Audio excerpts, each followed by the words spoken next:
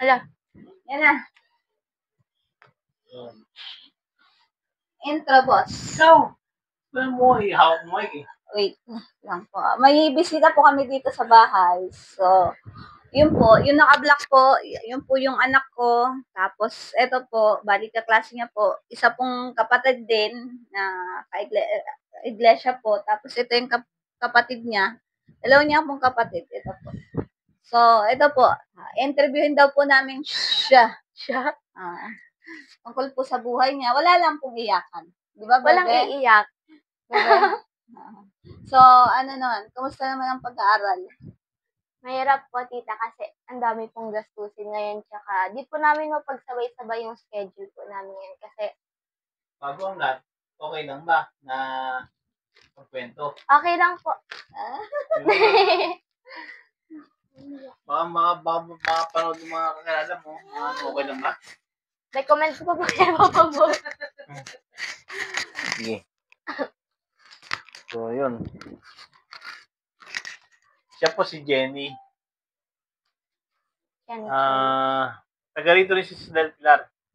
Dito lang sa labas sa kabilang kanto, sa labas ng fiesta. Nagpunta sila dito ngayon kasi magpapahid ng langis gawa nung meron kami mga sakit, may mga lagnat. Magpapahid kami ng langis. Wala pa si Kari ko eh. Ito naman si Daniel. Anak po ni Ate Sheila to. Si Ate Sheila. Siya yung physical therapist na tiyaga na nag-therapy sa akin araw-araw. Ngayon, naisipan namin na interview sila habang merong bisita habang nandito sila sa bahay. Total, wala naman kaming ginagawa. Tsaka hindi kami nakapag-ano ngayon dahil Sunday. Hindi kami nakapag-therapy. So, wala kaming content. Ngayon, sila na lang interview namin. Kung anong buhay nila, kumusta ang high school life, mga ganun, mga everyday life lang na mga common na tanong. Tanong ng isang katulad ni Sheila sa kanyang anak, kay Jenny. Jenny po, at si Nathaniel ay mag-classmate, no? Opo. Mag-classmate. Grade 12. Grade 12 po ng...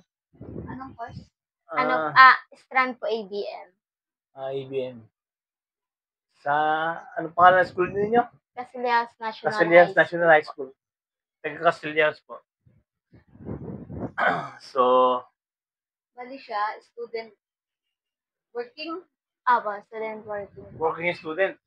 Working student. Opo, yes. Working student. Tapos, anong ginagawa sa negosyo niya? Balita ko kasi, nagtitinda ka daw sa umaga para dagdag gastusin, lalo na ngayon, si mama mo walang trabaho, kung ano. Tapos ngayon, nagkakasakit kayong 3, 4. Oo. Yun na nga. Di, kumusta naman ang pagtitinda? Ano po, okay naman po, tita, kasi ang ginagawa ko naman po kasi is pre-order. Bali po, magpapa-order po ako ng hapon, then umaga, dala ko na po yung order niya, tapos ready to distribute na lang po sa kanila. Ganun po yung ginagawa. Kasi kung magdadala po ako, kapag hindi po naubos, masasayang po yung tinda. That's why pre-order. Ano po yun, Papa Bong? Depende po sa ano po kung ano po gusto nung kaklase ko or ano. Pero pipili po ako ng dalawa or tatlong pagpipilian nila. Halimbawa po spaghetti, palabok, at saka po pansit. O kaya dynamite, tsaka cheesy, tsaka pancake. Depende po yun. Bali po sa everyday po, nagpapalit po ako ng tinda para hindi maumay yung customer. Ano yan? Sa bahay lang ninyo ginagawa? Opo. Ano yun? Homemade po yun, Papa Bong. Si Mama lang po. Wala kayong yung physical store? Wala kayo? Wala po. Si Mama lang po yung namimili ng ingredients, tapos siya po yung gumagawa. Paano yung pag-aaral mo? Paano yung pagtulog mo? Paano? Ganun. Sa pagtulog, kita, yun lang naman po yung problema. Kasi, gaya nga pa nakaraan, feel ko babagsak na yung katawan ko kasi kita wala akong tulog. Yung tulog ko 3 hours lang. Tapos po, pagpasok po sa school, marami pong gagawin. Like, halimbawa, yung sa MIL po namin, kailangan po namin kuha ng hard copy at po ng soft copy nun. So, sa gabi po, hindi ko po yun nagagawa kasi tinutulungan ko si mama magbalot ng mga niluluto niya po sa umaga. So, sa umaga po, pagpasok ko, dun ko po inka-clutch or inka-cram po yung mga kailangan kong gawin. Masipag na bata ito, pagka ganito. Alam niyo po, sa panahon ngayon, may mga kabataan na akala nila ganun lang kasimple ang buhay. Siguro may mga kabataan na nakakaluwag sa buhay ang pamilya nila, kaya hindi nila naiisip kung paano kahirap kumita ng pera. Nakakahanga-hanga lang mga katulad ni Jenny dahil sa edad niya na anong edad mo? 17 Sa po. 17. Pinipilit niyang gumawa ng paraan para magkaroon ng kahit papaano ay makatulong sa magulang. Ang hirap talaga ng buhay ngayon, kala niyo ba? Kaya sa mga ganitong pagkakataon ay na pag nakakilala ako ng mga ganyang kabataan eh, humahanga ako. Kaya naisipan namin na ni Ate Sheila na interviewin dahil gusto rin namin malaman kung paano ang sistema ng ginagawa mo, Daily daily life life. mo. Tapos, any more questions? Any more questions? Pagdating sa school, kumusta naman? Pagdating po sa school, tita, bali po pagpasok ko, hindi po agad nila kinuha yung order. Kumbaga, may mag-approach, kasi yun na po yung mag-approach muna, yun po bibigyan ko. Kasi ang karaniwang po, dinidistribute yung order tuwing kasi 2 sections po yung iniputan po ng business na yun. Section po namin, tapos section po. Bali, ABM po. Parehas pong ABM. Bali, sakop ko po yung dalawang room sa pagpapa-order ko po. Kasi maganda po kasi yung maganda po yung chance na makapag-order kasi 3rd floor po kami. Tapos yung recess po namin is 15 minutes lang po siya. So, pagbababa pa kami, bawas pa yon. If mag-order sila sa akin, ihatid ko na lang din sa kanila. Kaya mas madali po. Okay naman, buti hindi naman binabawal sa school. Yung mga ganun. Actually, papabong ano ko po yun, naisip ko po yung pagbawalan. Pero nung tinanong naman po ng advisor namin kung sino po nagtinda sa room, hindi naman po siya nagsabi na bawal. Sabi niya po support naman daw po siya. Hindi ko lang po alam po sa pinaka-head ang head teacher ng senior high kung pwede or hindi. Pero sabi nung po ng teacher namin, okay naman po. Pero palagi ko hindi naman siguro nila ipapabawal yun kasi unang-una, public school naman to eh. Apo, tsaka ABM stand naman po kami. Public school at tsaka syempre, siguro understood na rin nila na naiintindihan na rin nila yung sitwasyon ng mga bata. Dahil magmula 3rd floor, bababa ka paano ka mag-recess. Diba? Ang hirap. Puro putik pa pag umuulan. Bababa ka, akit ka, tapos 15 minutes lang ang Recess po, ang break ninyo. Tapos sa lahat pa, di ba, ng kantin? Tama. Opo, Hindi sila tas dapat marami pang tao. pwede nyo ikatwiran yan kung sakaling Hindi naman kasi yung disco na isa. kung sakaling pabawalan ka, pwede nyo naman ikatwiran yan sa school. Sa Head teacher. sa mga teacher, Opo. kung pagbabawalan ka, paliwanag mo na gano'n na 15 minutes lang ang break. Bababa ka, ang dami-dami estudyante na namimili doon sa kantin. Opo. Akit ka ulit. Parang wala nang time para mag-break. Tama lang yung ginagawa ninyo, kaya palagi ko hindi na nila pinapansin yung mga ganyan. Opo, kasi may mga teacher din po na kapag oras na wala na dapat kumain, recess hanggang recess lang. Kaya, kailangan talaga ng ibang student. Kaya, ko po yung opportunity na magtinda. Actually, lang po yan, sinabi lang nung katabi ko, yung seatmate ko po na, po kasi, nag-bound po ako ng cheese stick nun, tsaka ng pancake, which is, binitinda naman ni Mama Pasarap ng school ng Del Pilar. Tapos, sabi ko gusto ko po magbaonan. So, binaunan niya po ako. Tapos, natikman po nung katabi ko, sabi niya magtinda raw po ako. Kaya, ang ginawa ko, nagtinda po ako. Tapos, trinay ko. Tapos, yun po, pumatok naman siya. That's why, pinagpatuloy ko na din po. Kasi yung mama niya, dating nagtitinda sa peryahan. Yes po, sa night Pero market. di ba napit sa school dyan sa elementary? Opo, dyan po siya nagtitinda. Nice dyan. Titinda po siya ng, pancake po. Ayos yan, magandang pagkakakitaan yan. Tapos, nangungupahan ba kayo ng bahay? Opo, nangungupahan. Sobrang hirap talaga. Kaya, Yan mo, kapag yumaman ako. Pag kumita tong YouTube channel namin, tutulong, makakatulong to sa kasi naka-line up na yung beneficiary. Na ito, beneficiary na. Pangalawa, beneficiary na to. Meron na kaming beneficiary pero hindi pa kami monetize. Kaya nga, tinutulungan ako ni Ate Sheila na i-promote yung Vlog. YouTube channel Yes po. para makarami kami na subscriber. Kasi pag umabot ng actually sa isang video, doon ka lang kikita sa mga views. Eh syempre, kung konti ang kung 500 lang ang subscriber mo, ang magiging average mo lang na view ano lang din. Kaya, masang kita doon. So, ang need po, ang target po is maparami po yung subscribers tsaka po yung watch hour. Watch hours. So far, sa watch hours naman, parang kaya naming makuha yung 4,000 watch hours eh. Apo. Based dun sa view ng mga video namin eh, nasa 10,000 views na kami eh. 14,000 views. Siguro naman yung 14,000 na yun eh, nakakuha na rin kami ng mga ilang watch hours dun. Opo. So, yung watch hours eh, alam namin kaya eh. Yung subscriber lang. Talaga. Kaya, nag-iisip na kami ni Sheila kung ano magandang mga content na pwedeng, yung pag-therapy niya sa akin. Talagang araw-araw yan. Kaya ang dami naming video. Effective naman dahil from 150 na subscriber kaya 220 na. Ang bilis ng sa araw-araw kahit isa lang ng isa yung madagdag eh. At least nadadagdag, hindi malaking bagay. At least nadadagdagan, hindi nababawasan. Opo. So yun naman yung mga namin. Kasi ang talagang ang purpose talaga yung ma-monetize namin tong channel.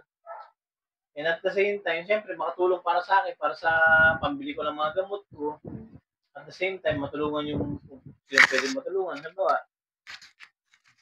ngayon, sabi ko kay Ate Sheila, makikinabang ka rin dito pagka nag-monetize yung channel natin dahil kasama kita sa mga view. Yes. Sigurado kasama ka. Tapos sabi pa nga ni Christina eh, parang si Sheila yung unang-unang makikinabang na susweldo yung di ba? Eh sabi mo talaga niya siya dahil siya ang kasama ko sa ano eh. Siya yung mas matyaga na samahan ako mag-vlog eh. Pababahayan niya ako. Kita niya kasi kung ano yung bahay niya. Bahay ko. Ngayon, pababahayan niya ako. Pag-gawin na ng YouTube. Malay natin, hindi natin masasabi. Pero, kung ano naman, kasi maganda naman ang purpose eh. Yes. Siguro naman eh, kung magting mga panalangin, dagdagan pa natin mga panalangin pala. Tapos dagdagan natin ng gawa. Magsipag tayo, effort. Maganda naman ang purpose, di ba? Hindi naman kaya natin gustong kumita eh, para lang sa kung saan. Talaga kasi, na-inspire ako sa mga pinapanood sa YouTube. Yes. Mga charity vlogger. Na-inspire ako eh. Kasi nung nasa Saudi ako, ugali talaga namin yan yung magtulong sa mga, kasi nung nasa Saudi ako, dami-dami din na humingi ng tulong sa amin eh.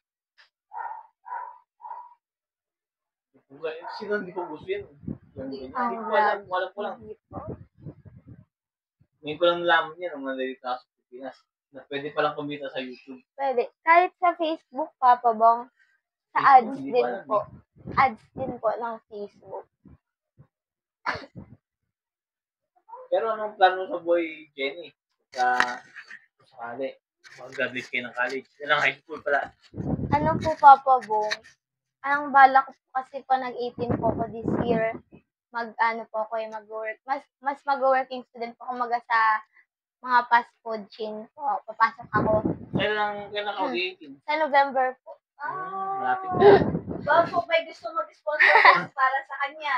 Kasi 18 na po siya. Tapos hardworking student po talaga siya. Talaga nagpupursige po siya. Ay, kung malalaman niyo lang po kung anong kwento ng batang ito, talagang ano po ng damdamin. Kasi ako nalalaman ko man po. Tapos, nakakalungkot. Kasi, syempre, yung ng buhay. Tapos, nandun pa yung pagsubok na sasabihin ng magulang na huwag ka nang mag-aral at magtrabaho ka na lang. Pero, bilib ako dito sa batang po. talagang nag-aaral siya, talagang sinisikap niya, nagtitinda man siya, nakakatulong siya kay mama niya. At least nandun pa rin yung pag-aaral. Ay, talagang sobrang bait.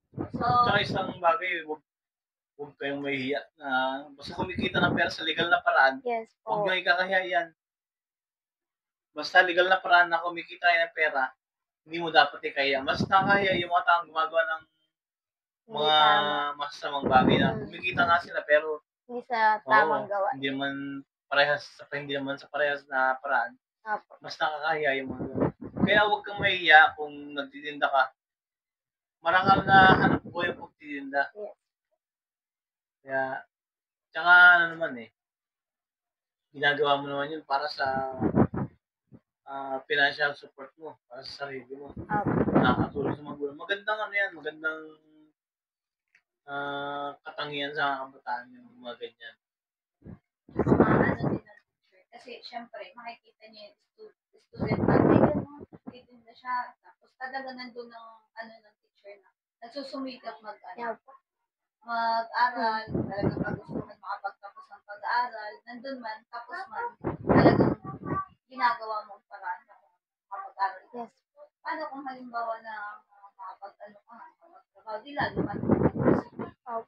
nakaranas ka na kung paano magtrabaho, paano kahirap maghanap ng pera.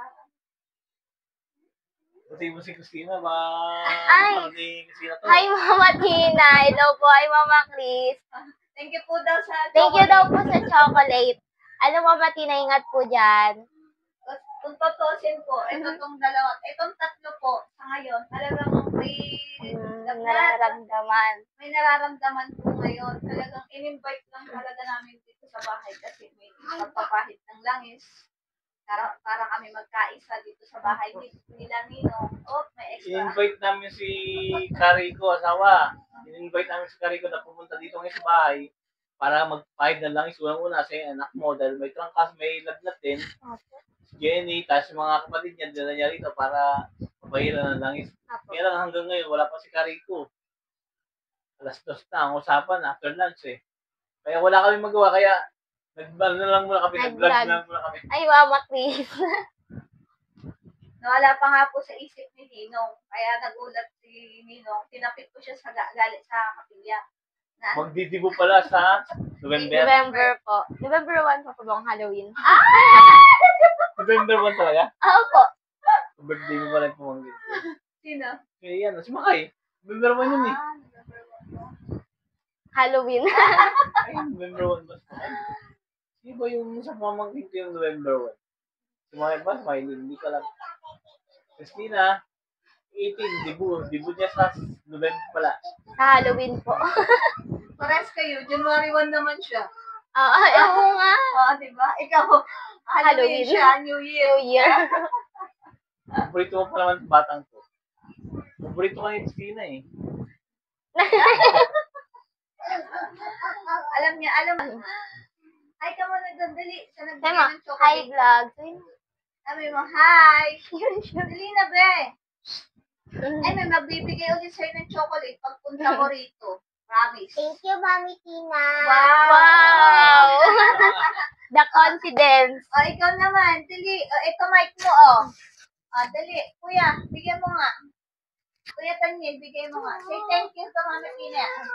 Mama Chris. Mama Chris, dali. Bibigyan ka ng stock price katulad nito, Sino mo to? Bebe, tulad nito. Gusto mo yung stock price na ganito? Mahiya. Ha? Mahiyain. Hindi. Bibigyan ka nun. Thank you lang. Say thank you ka muna. Dali. May hawak kang chocolate, Nahiya. Kanina rin nahiya din niya sa'yo. Kasi dapat ang pagpapahid po kasi ng langis is sa kapilya po. Kasi kinausap ko kanina si Carrie ko. Ay si Ninong, siguro nawala sa isip niya na magpapahid ng langis. Ngayon, naisipan ko na kausapin si Carrie ko na sabi ko magpapahid po ng langis si Chance. Tapos ngayon, sabi ko nandito rin naman po ako totally si Jenny tsaka yung kapatid niya. Kasama po namin sumamba kanina. Ang sabi naman ni Carrie ko na wala daw yung langis, kaya magbabahay na lang daw siya rito. Dito na lang kami magkaisa na papahid ng langis. Pinapunta ko po yung asawa ko at yung anak ko para manalangin din at papahid din ng langis. Kasi nung nagpahiran ng langis sa kapilya, busy tayo lahat, di ba? Opo. Yung anak ko po may pasok, yung asawa ko may trabaho, tapos ako may trabaho, tapos sila Ninong hindi rin nakapunta at wala ng driver, Ay, yung marami nga pasok pagpapahid ng langis. may pasok po si Chance, kaya hindi kami nakapagpapahid ng langis. Di ngayon po, kinausap ko si Carico na magpapahid kami lahat ng langis. Ngayon, sabi nga po ni Carico dito na lang, kaya kinausap ko si Ninong na nung magpapahid po tayo ng langis. Sinuggest ko po kay Carico ng pahid ng langis. Umuo naman po si Ninong, sabi niya, sige, papahid tayo ng langis. Kaya ngayon, hinihintay po namin si Carico at saka si Kailing, Jaconesa at si Carico po. Kasi may kasama daw po siyang Jaconesa. Si Kailing na lang daw po isasama. Kasi kanina busy pa po siya. Siya daw po mag-aano ng abuloy. Magbibilang. Apo. Yun, siya magbibilang po ng abuloy. Kaya busy siya kanina. Baka ngayon hapon. Sapo siya. Batiin nyo nga pala si Christina. Kasi magdidiakonesa na rin. Oh, Christina. Jaconesa. Dati mananalapi siya, di ba?